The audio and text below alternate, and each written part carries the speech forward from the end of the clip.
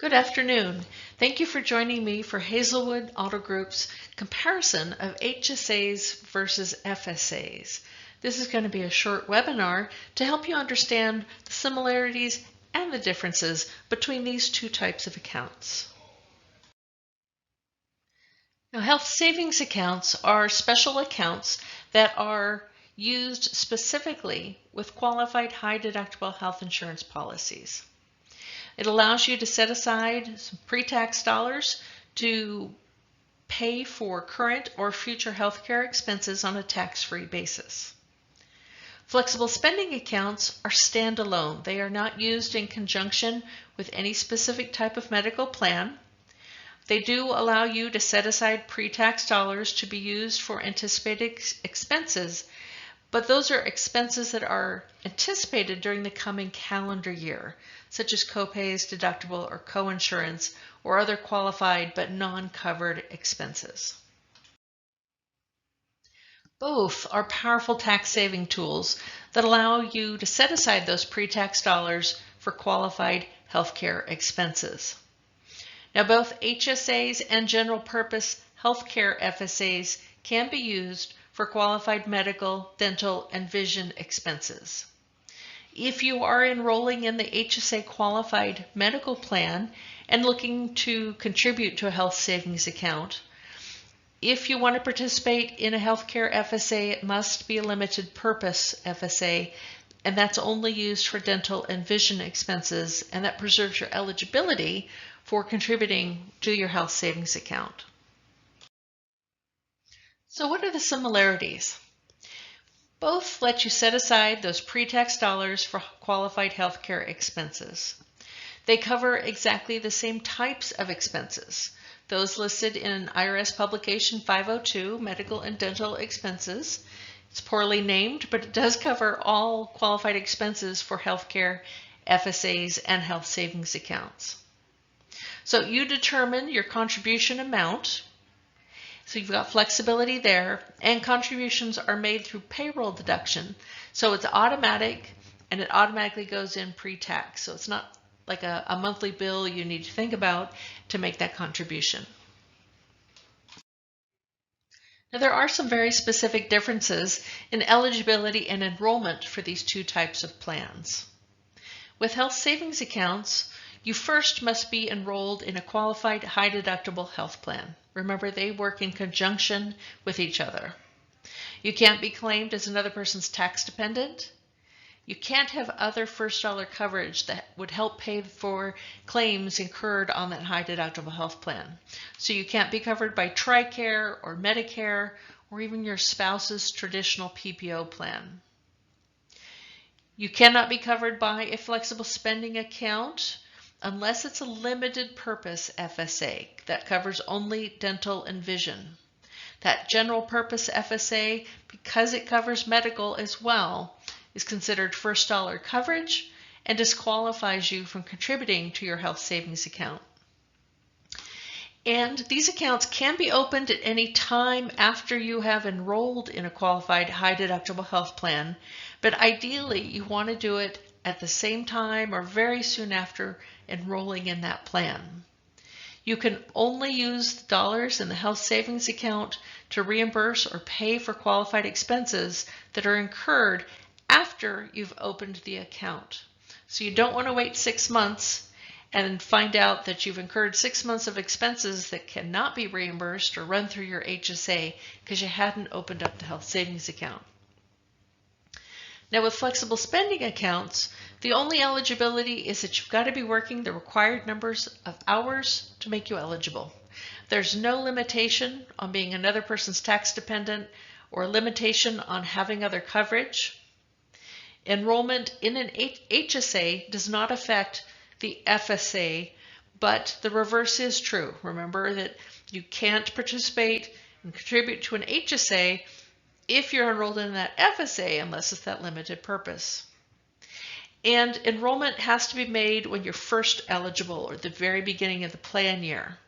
You can't choose to enroll 2 or 3 months in.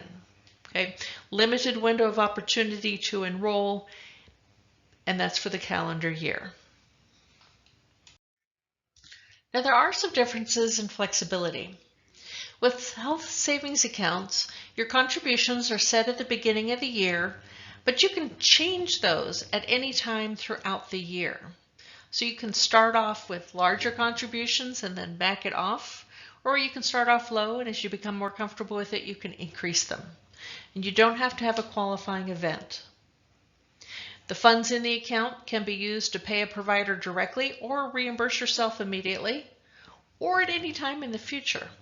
There is no due date or limitation on when you have to file for reimbursement.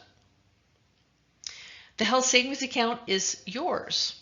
It remains yours even if you change employers. So that's a really important difference. And then funds in the account grow as you make contributions, and you have immediate access to what is currently available in the account.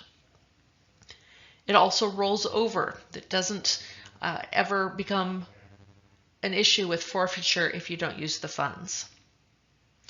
Now, flexible spending accounts, contributions are set at enrollment, but they are fixed for the remainder of the year unless you have a qualifying event. And FSAs have specific timeframes in which to incur and seek reimbursement, so you've got to pay attention to those. If you change employers, the funds are not yours to take. There's a window of time you can submit claims. You can elect COBRA to extend that window.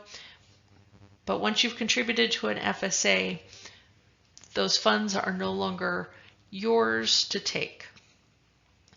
And whatever amount you elect for the year is fully loaded on day one and available to use. So that's a really big difference to remember as well. Now, another difference has to do with the use it or lose it provision that I just briefly mentioned. With health savings accounts, funds that are deposited into your health savings accounts continue to grow for future expenses.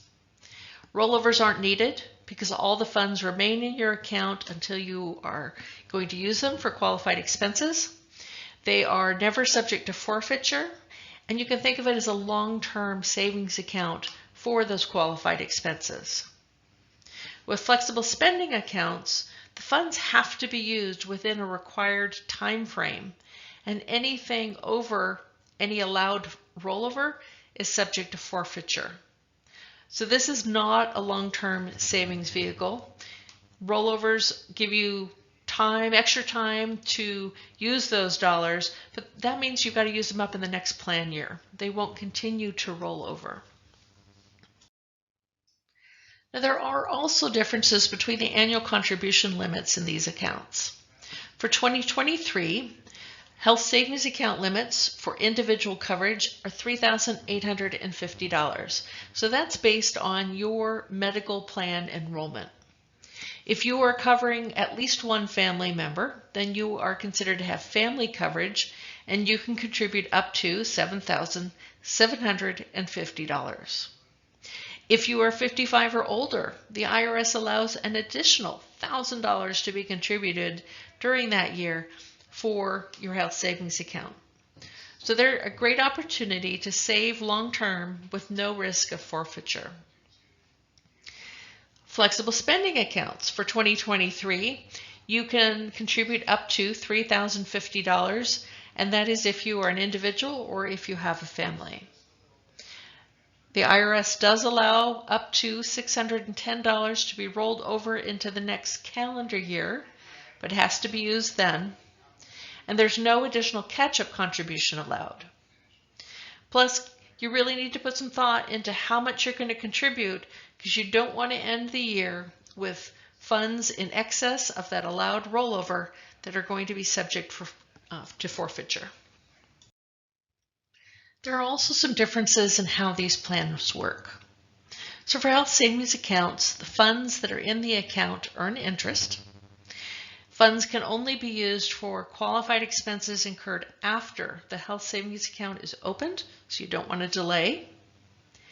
You can use those funds to directly pay a provider or to reimburse yourself, but you can also choose to leave the funds in the account and let them grow for future expenses. These accounts are self-administered both for determining what is and isn't a qualified expense and for document retention. So you must keep the record of all withdrawals and the qualified expenses backing them up. Now with flexible spending accounts, funds don't earn any interest. The funds can be used for qualified expenses only incurred during the calendar year that the FSA is designated for.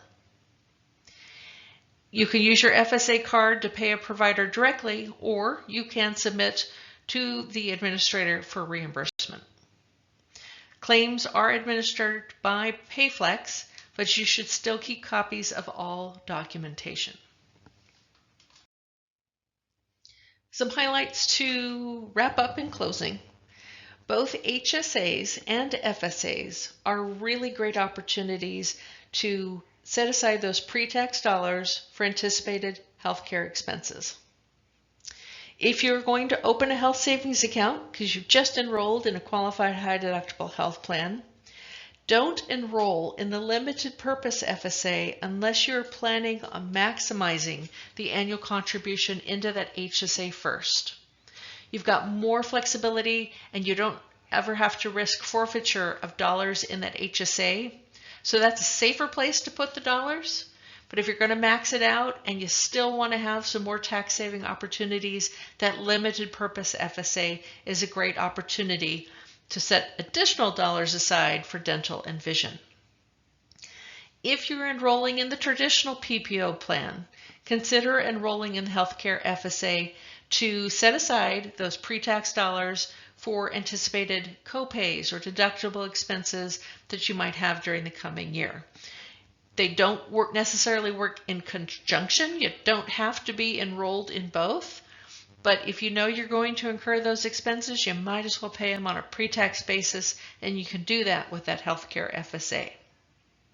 If you're unclear on the differences in the plans, be sure you ask questions. We want to make sure that you have all your questions answered so that you can really take advantage of these great accounts and great savings opportunities. If you have questions, there are resources to reach out to. You can contact your HR team there at Haselwood Auto Group. You can also reach out to Stephanie Kuntz, the Senior Account Manager on your account, and she's with Brown & Brown. So thank you for listening to this information. I know it was a lot. Hopefully it was really helpful, and have a wonderful day.